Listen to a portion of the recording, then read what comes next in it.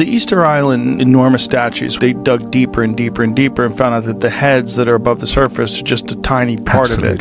The dark bit is the bit that was above ground, and then it goes down 30 feet underground. This had to be excavated in order to reveal it. And the issue is, on this tiny island, if this thing is only 700 years old, which is something that archaeologists often say, 700 or 1,000 years old, how do you get 30 feet of sedimentation in just 700 years? This deep burial of these statues by natural sedimentation is a problem. It's a chronological problem that speaks to these statues being much older than we imagine they are. For centuries, the Moai statues of Easter Island, or Rapa Nui, as the islanders themselves call it, have stood in silence, their solemn faces gazing across the windswept Pacific horizon. They are giants of stone, some towering over 30 feet tall, their backs turned to the sea as if in defiance of the vast waters that isolate them. Nearly 1,000 of these monoliths dot the island's rugged landscape, carved from volcanic rock by a people whose ingenuity and resilience have long fascinated and baffled scholars. Why were they built? How were they moved? And most importantly, what did they mean? Generations of explorers, anthropologists, and archaeologists have spun theories ranging from the practical to the outlandish. Some argued the Moai were idols of deified ancestors. Others claimed they were offerings to gods meant to ensure prosperity. There were whispers of extraterrestrial help, fantastical stories of walking statues, and endless speculation about how an isolated island with limited resources could give birth to such colossal artistry. Yet through it all, the statues themselves kept their secrets. Until now. In recent years, thanks to painstaking excavations led by Joanne Van Tilburg and her Easter Island Statue Project, working alongside geoarchaeologist Sarah Sherwood, the mystery has begun to unravel, and the truth, as it turns out, is more astonishing and more human than anyone expected. The Rano Raraku Quarry, a volcanic crater on the island's eastern side, is where 95% of all Moai were born. For decades, the quarry was thought of as a kind of workshop, a factory floor where the Rapa Nui carved their iconic statues before dragging them to platforms along the coast. The unfinished figures, half embedded in the rock, abandoned mid-carving, seem to prove it. But Van Tilburg's team chose to look deeper. Literally, in a project spanning 5 years, they excavated 2 Moai that stood upright in the inner quarry. Unlike many of their brethren, these statues were not toppled or broken. They remained proudly vertical, buried up to their shoulders in centuries of sediment. The excavation revealed something startling. The statues were never meant to leave the quarry at all. They were deliberately erected in place, not as incomplete projects awaiting transport, but as guardians of the quarry itself. Their role was not merely artistic, it was sacred. And then came the soil tests. Sherwood, out of sheer curiosity, began analyzing soil samples from the quarry. What she found left her stunned. The earth around the Moai was unusually rich in nutrients, calcium, phosphorus, elements vital for plant growth. It was, in fact, the most fertile soil on the island. In a place where much of the land had been leached of nutrients over centuries of agriculture, the quarry was a paradoxical oasis. Quarrying itself, the constant chipping and sculpting of volcanic tuff, had enriched the soil. Coupled with the quarry's freshwater source, the result was a perfect feedback system for farming. Laboratory testing confirmed what oral traditions had long suggested. Bananas, taro, and sweet potatoes had been cultivated in this very soil. The quarry was not just a workshop, it was a garden presided over by the Moai, whose very presence symbolized fertility, abundance, and the promise of survival. This revelation shifted everything. The statues were no longer passive relics, but active participants in the island's ecosystem. To the Rapa Nui, they weren't just stone faces honoring ancestors. They were conduits of mana, spiritual energy, channeling prosperity directly into the soil. Their placement wasn't arbitrary, it was strategic. By standing watch over the quarry, the Moai sanctified the land, and in the belief of their creators, infused it with life. Van Tilburg herself put it plainly, the Moai were central to the idea of fertility, and in Rapa Nui belief, their presence here stimulated agricultural food production.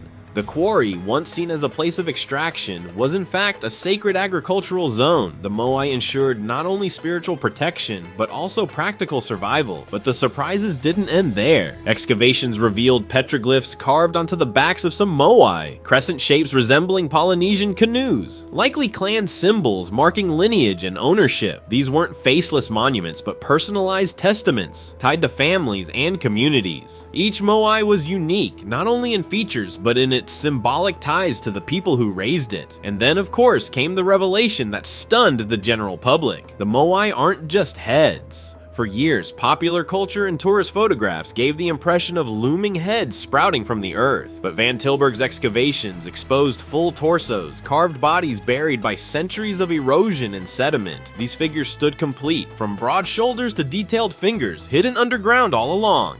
The heads were never just heads, they were whole beings swallowed by time. The implications of these discoveries are profound. For centuries, scholars wrestled with the so-called collapse of Rapa Nui, the idea that the islanders, obsessed with statue building, deforested their land and destroyed their own society. But the new evidence paints a more nuanced picture. The Moai were not monuments to folly, but to resilience. Their creation coincided with carefully managed agriculture, with statues presiding over the very land that sustained the people. Far from being wasteful, the Moai tradition may have been an ingenious way of tying community, spirituality, and survival together. To the Rapa Nui, the Moai were the living faces of the ancestors. They embodied Mana, the spiritual force of leaders who continued to guide and protect their descendants. By erecting Moai in the quarry, the Rapa Nui weren't just carving idols, they were creating guardians who ensured fertility, abundance, and balance in the harsh environment of their isolated island. And yet, as with all things Rapa Nui, there is another layer. Excavations revealed that red pigments were present around burial sites near some statues. This suggests the Moai were once painted, possibly during rituals, their stark stone forms brought to life in crimson hues. The statues weren't static relics, they were active participants in ceremonies that bound community, land, and cosmos together. The engineering feats behind them remain astonishing. Carved from volcanic tuff, basalt, and other stones, the statues were sculpted while lying flat, then raised upright using ropes and wooden supports. Some theories even suggest the statues were walked to their locations by rocking them side to side with coordinated teams. However they moved, the achievement was monumental, requiring physics, teamwork, and an intuitive grasp of geology, and each statue told a story. No two Moai were identical. Some bore elongated heads, others rounded features, some were smooth, others etched with intricate designs. Each was a family's declaration, a statement of lineage, power, and faith. Collectively, they formed an island-wide chorus of stone ancestors, facing inward from the coast to watch over the living. By the time Europeans arrived in 1722, the Moai had already stood for centuries. Sailors marveled at them, sketching their solemn profiles into travel logs, baffled at how such an isolated people could achieve such grandeur. Over the centuries, many statues were toppled, victims of warfare, colonial exploitation, or sheer neglect. Some were carted away to museums, stripped from the island that birthed them, but even in ruin, they remained compelling, silent witnesses to the endurance of the Rapa Nui spirit. Today, the new research reframes that legacy. The Moai were not passive relics awaiting transport or idle monuments to vanity. They were part of a living landscape tied to agriculture, fertility, and the cycles of life and death. They were spiritual anchors, rooting the community to the land. They were, and still are, embodiments of Mana, faces of ancestors carved into stone, standing in the quarry today, surrounded by unfinished giants. You can almost hear the whispers of chisels against rock, the chants of workers raising a statue upright, the prayers of farmers planting sweet potatoes beneath the watchful eyes of their stone guardians.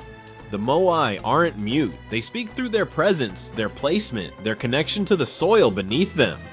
The mystery of the Easter Island heads, it seems, is not so mysterious anymore. They were not built to face the sea, but to face the people. They were not monuments to vanity, but to survival. They were not just heads, but whole beings, guardians, ancestors, farmers, and protectors. And as Van Tilburg herself has said, perhaps their greatest gift is this. Our excavation broadens our perspective of the Moai and encourages us to realize that nothing, no matter how obvious, is ever exactly as it seems. The Moai have always watched over Rapa Nui. Thanks to modern archaeology, they are finally telling their story to the world.